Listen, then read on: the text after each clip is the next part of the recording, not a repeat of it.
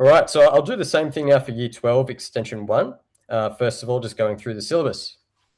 Next slide, please. So under induction, a subtle change here, it's not in the content, but there's an example there that talks about proving that 3 to the n plus 7 to the n is divisible by 10 for all odd n, noting that n increases by more than 1.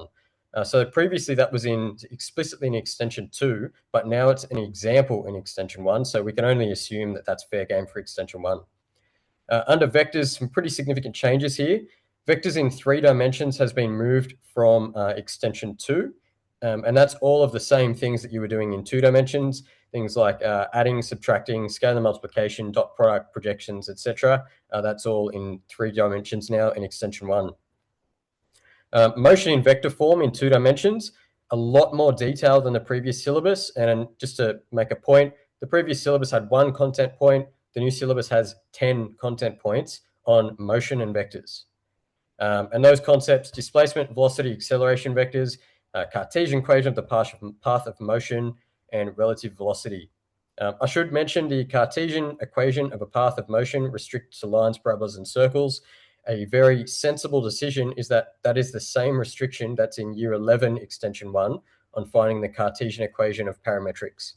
So that's quite a sensible kind of link between the 2 courses there. Just some other notable changes to vectors. All of the application focus works on motion. And what I mean by that is the word force does not appear in the Year 12 Extension 1 syllabus. So that's quite welcome. You don't need to worry about force resolution diagrams and stuff like that in Year 12 Extension 1.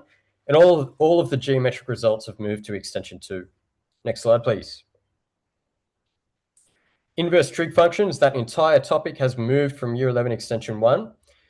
With the graphs of inverse trig functions, you'll notice all of these trig functions and inverses and their composites. We're now sketching all of those.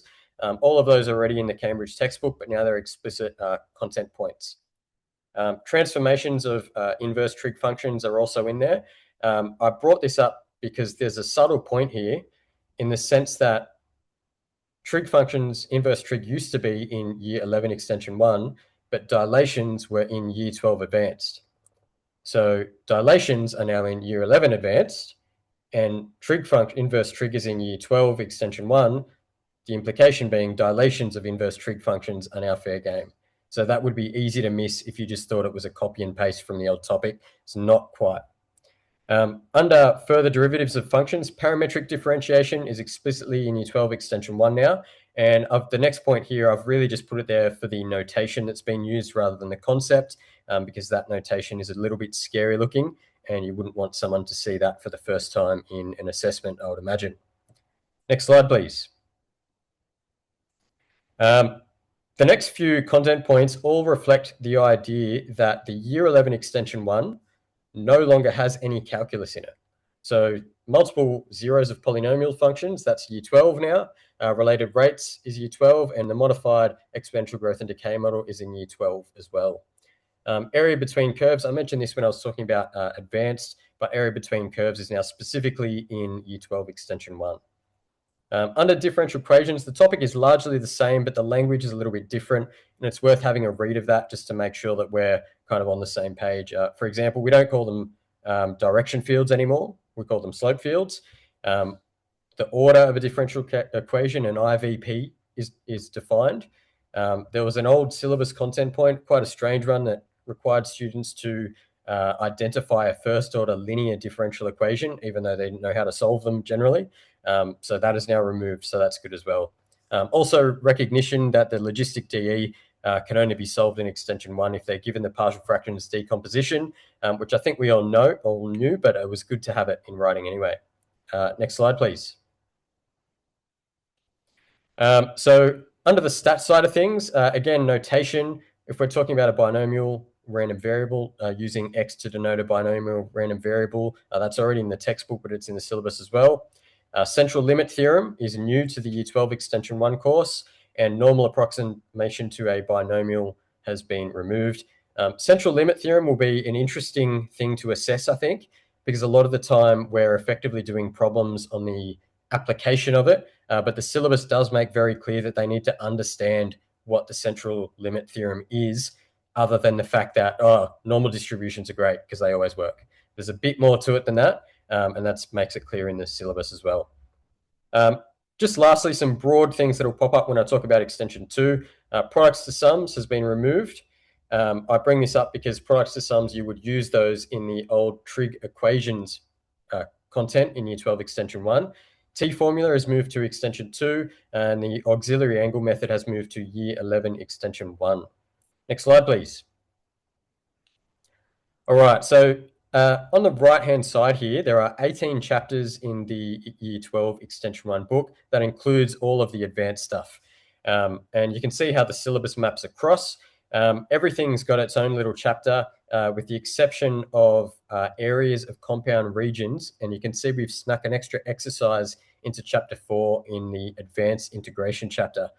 So what that means is that when students progress through integration doing the advanced content, they'll do area between an X and a Y axis. And the next exercise after that is area of compound regions, which is a fairly sensible time to cover that material.